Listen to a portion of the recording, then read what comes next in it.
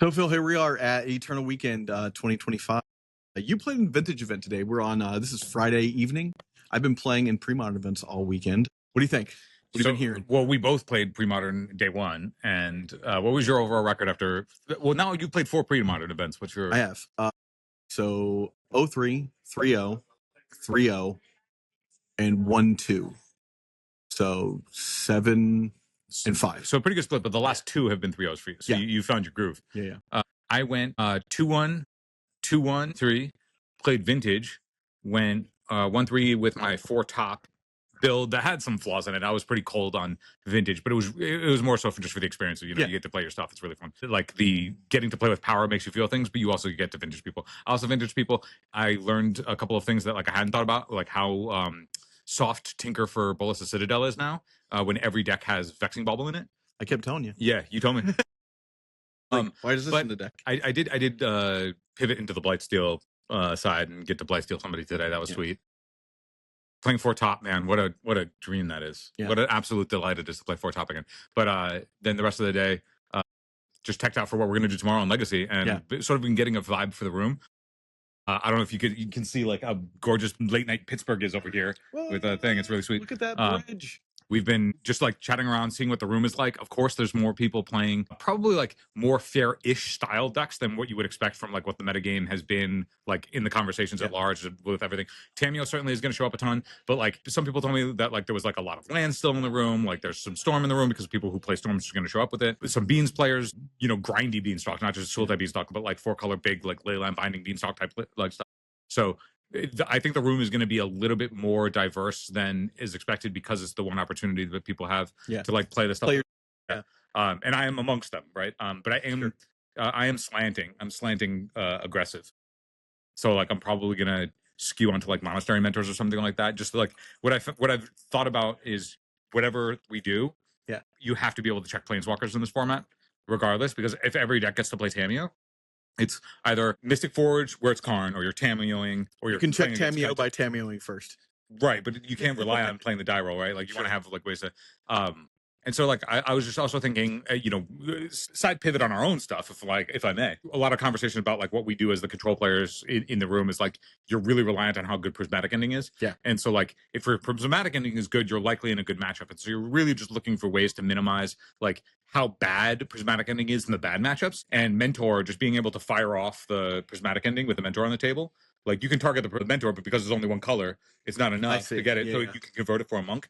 The same way that like, you play Power Blast in the main with like your DRC sometimes. Got it. And you just get the free spell it. So it's like you're just doing it. If you know that in the matchup where if your Prismatic Endings are bad, it just presumably means that you're in a matchup where Mentor is very good. Yeah. It's like your Mystic Forge matchups or like all that shit, where like you want to be able to check Planeswalkers or attack with pressure the One Ring. And so I'm gonna skew right now. I'm thinking I'm gonna play 3 Mentor and a 4th Aerolingus as like my suite of stuff to just get slanted aggressive. But otherwise, we got to think about lands. People were talking about Dread Knight against you, my guy. Yeah, Dread Knight. Whatever. He doesn't give a shit. I was like, Zach, what are you going to do about Dread Knight? He's like, Shuko. I don't know, get Shuko. Turns out there's another card in your deck that does the same thing. Yeah. What have you been? I mean, you've been around the pre-modern tables, but like all the pre-modern guys, I think are mostly also playing Legacy. Yeah. I mean, we're talking about pre-modern. I think a lot of people are right now burnt out on the staleness of the format. People are finding their joy in whatever formats that they can. There's some people playing value vintage. There's a lot. I mean, I got in 12 rounds of pre-modern. Yeah, that's almost as much as a LobsterCon. And if I don't day 2, I'll be playing in the showcase on Sunday. So that's another LobsterCon, right? That's both days of LobsterCon, right? Well, day two of what's today? Today is Friday.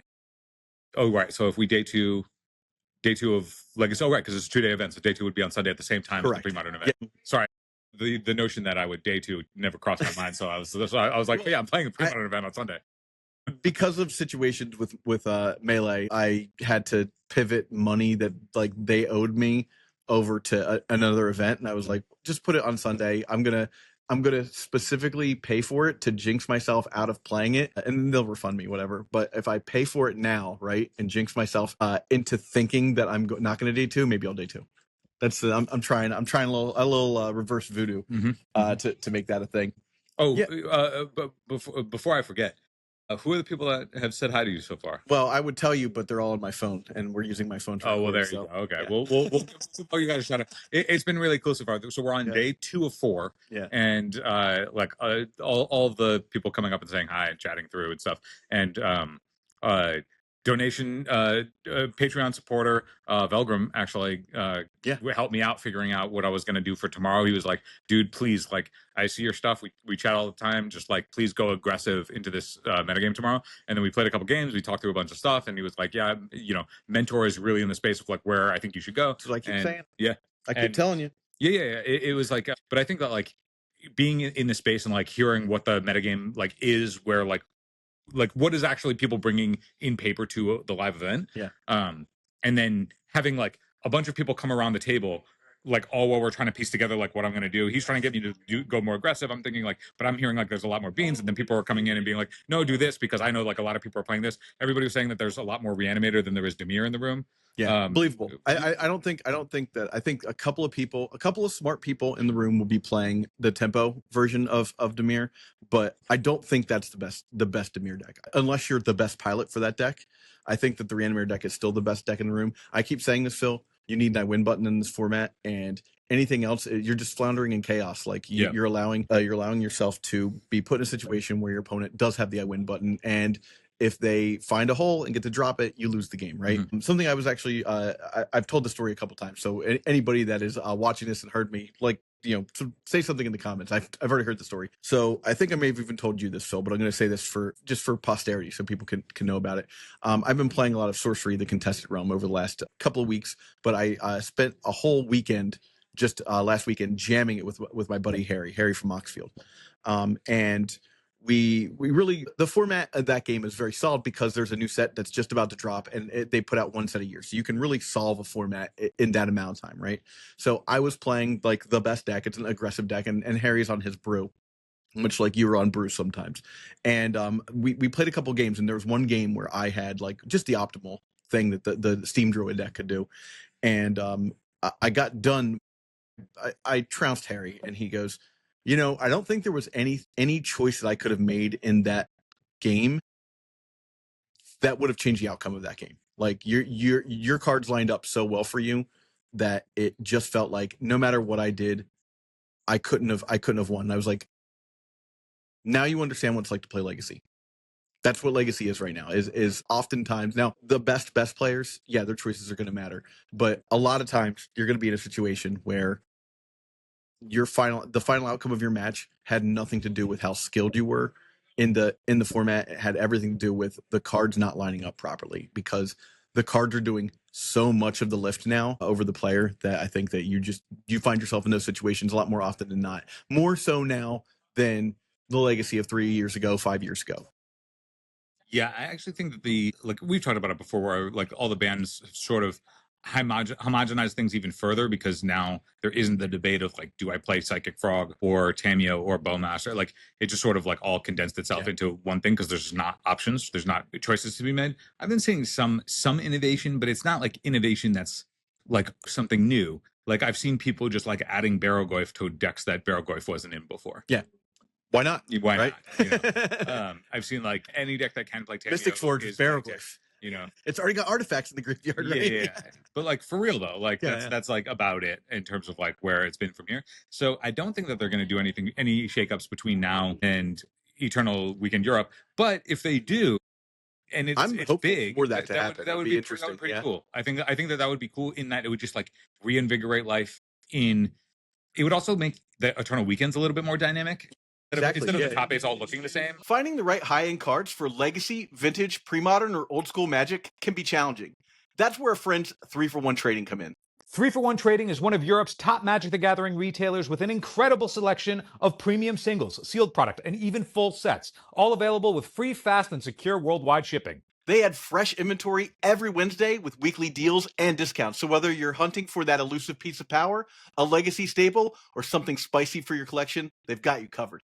First high-end orders over $500 or €500, use the code EDFREE to get free worldwide shipping. Check them out now at the number 3, the number 4, the number 1.gg/ED. That link takes you right to the shop and helps support the channel. Huge thanks to 3-for-1 Trading for supporting the Legacy community. Now back to the show.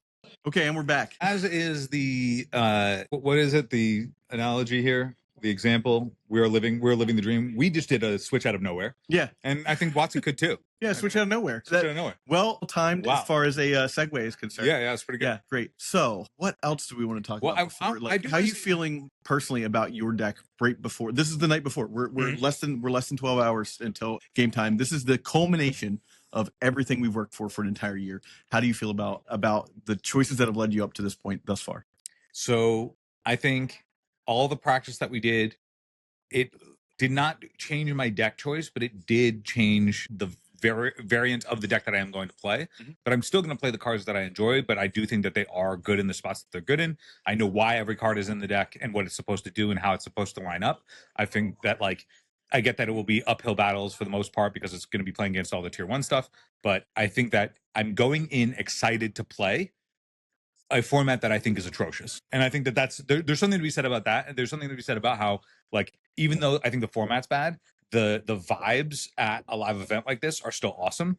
And it may being here and talking to everybody, really it was I'm sitting there trying to figure out what my deck is. And then just friends of the pod, all just just swarm in. They see they're Phil's in the tank about something. Let's go over here. Yeah. So everybody just comes in together and they're just what are you trying to do? I'm I'm trying to do this. I'm trying to figure this out. And they're well, what about this? What about that? Have you thought about this thing? What about that thing? And they're all talking through all these matches with me. And it was just so representative of what I think the community we've built. Well, you remember when I was I think it was last episode where I was if it wasn't for of course, who doesn't remember that? If I would have tapped out of this thing a long time ago and just gone where to pre-modern and the stuff where the games are actually really interesting. But it's a moment where that where it's of course. I'm more hopeful now than I was a week ago. Being back in. I think there is something good to say about the fact that we struggle with this format, and that it is unsolved for us. Right, we haven't figured out the best thing. There are people out there that have figured out the best thing to do. Your Larsons, your Kovals, our boy Snack Dad who's playing breakfast just crushed a couple of underground C's in the high. There are people out there that the format could feel less stale for than us, right?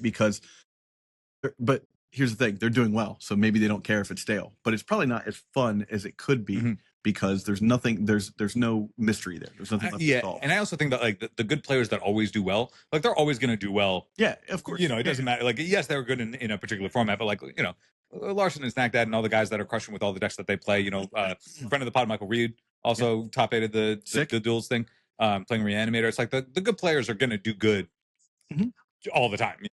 That's not a strange thing. I think it's exciting to think about the possibility that they might switch things up between EWs just to get a different. That honestly is where I might find my spot. Generally, what happens for me when I do well, the two Grand Prix I've day-two'd, a lot of the other good, these moments in time for me. I'm not a out and out great player, but I have these moments in time where I determine what the correct thing to do is just a moment or two before everyone else does, and I get 1 or 2 tournaments where I'm ahead of the curve. And now that doesn't happen every time a switch happens. It literally is a moment of kismet for me when that happens. But there's an opportunity for that to happen every time a change happens for me. And so I'm looking forward to a possible change because that will give me a chance to capitalize on that moment in time, that magical moment that I know that I can excel at. So those Grand Prix I was talking about, one was Ravnica Allegiance. That was the weekend of release for that Grand Prix, and it was a limited format. Most of you know I'm not a giant limited player, but I grinded the crap out of that on the sealed deck on Arena, figured it out, took a full week of just grinding that out, knew what I was doing, and I went in and executed in that tournament and made a day 2 out of that. And Dragons, which was my other one, it was Lang City GP 2014, let's say 2015.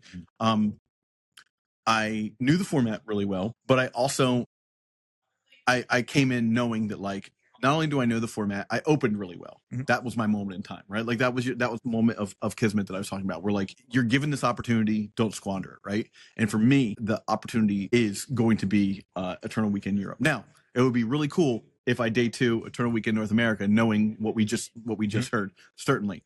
But I really think that my best bet, as far as having the stars align for me, like I'd like them to, is that moment right there what I was talking about. Where like if they make a change and I capitalize on the knowledge of that change and figure it out and like piece the right parts of the cards together, we'll see what happens. Yeah, and are you saying that you don't feel confident going into North America right now? I feel as confident as I felt last year, maybe a little more confident because I know the deck a little bit better. I don't think that I think the deck I'm playing is the best choice for me to be playing as far as like if I want to win this tournament. But I don't think that the metagame is ideal for me. How so?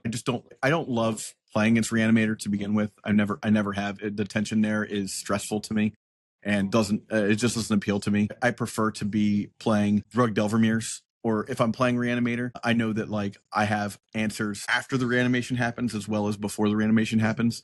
So, there you go. That's where I'm at with that. I have I'm feeling not like confident, but I'm feeling at ease. Like before I'd be like, what else can we do?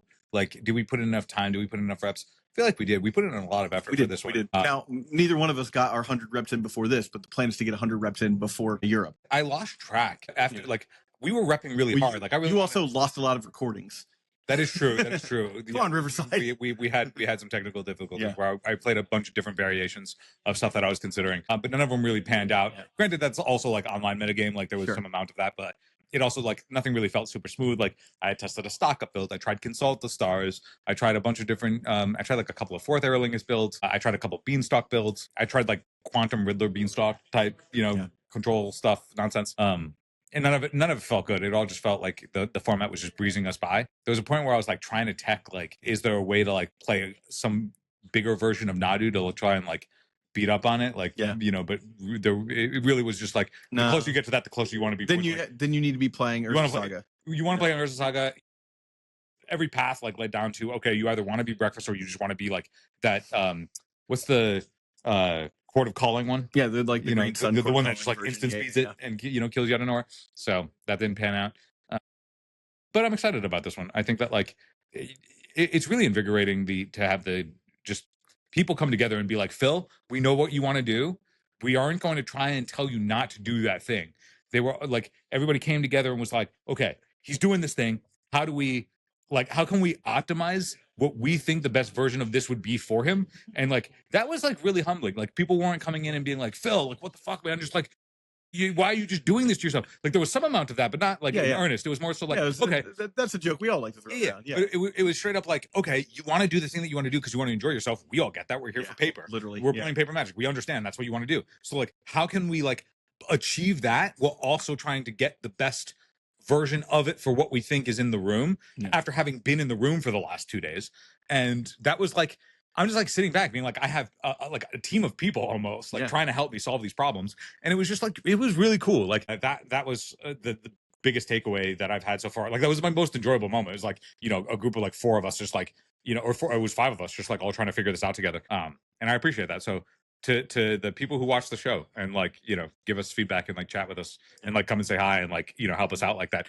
We talk a lot, like we're like, the zeitgeist of Legacy, but we are just as much trying to figure it out as everybody else. We just happen to have the platform we get to talk about the process. And so a lot of people will ask us like, what do you think we should do about blah, blah, blah. But like, it's also really nice to have like, hey, like, I see you want to do this and here's maybe a way to accomplish that with these cards. And if you thought about this and if not, like, why not? Let's chat about that. And then it was sort of like, doing a podcast just with like everybody in the community, like team in the community. It was very cool. It was very cool. And I'm not to start repeating myself, but that was my favorite part so far about.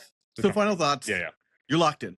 You know what you're doing now, right? Okay. Same. I think I've been locked in for 2 days. I just had to like make sure that I could find all the cards and everything. And I want to buy like a couple extra cards that like I know I'm going to play once. And then like, when they make that band that they're going to make, I have to change everything around. So okay, let's like actual closing thought, because everybody loves the band talk.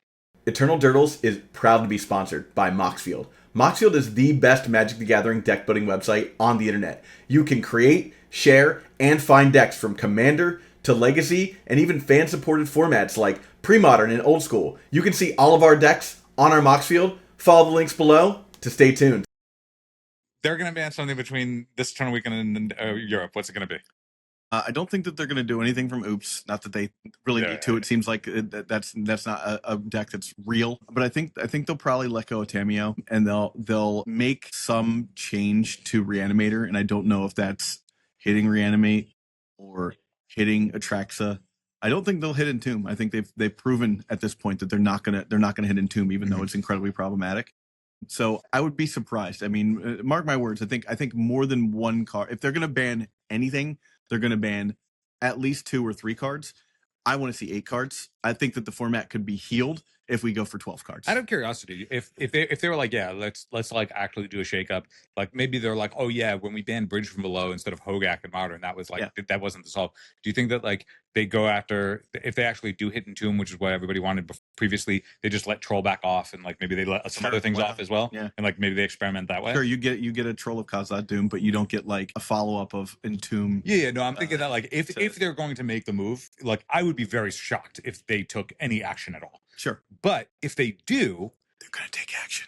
If they do, they're sort of incentivized to be like, okay, well, let's do the big shakeup that Modern got in between, I would love that, right? Because like if you're gonna blow up the format in a meaningful way, to do it in a way where it's just like put all of that the same way that everybody got excited for Modern after that big thing. Yeah. It's like if they did that and then overhauled people it into would be Europe, so excited. People would be like, whoa, like that's crazy. Like that would be cool. Yeah, that'd be cool. So I'm actually hoping, I would hope for that.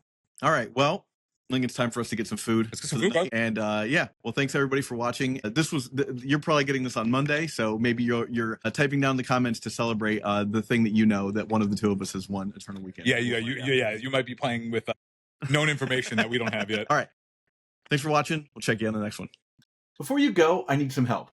Please subscribe to this channel and do your part to help sustain the legacy content ecosystem. Just subscribing to this channel goes a long way to reminding YouTube that people love and support this format. Now, if you really want to go the extra mile, you should think about supporting us through Patreon. Both the links for subscription and Patreon are right here. And if you're listening on an audio format, you can go to patreon.com/eternaldurdles.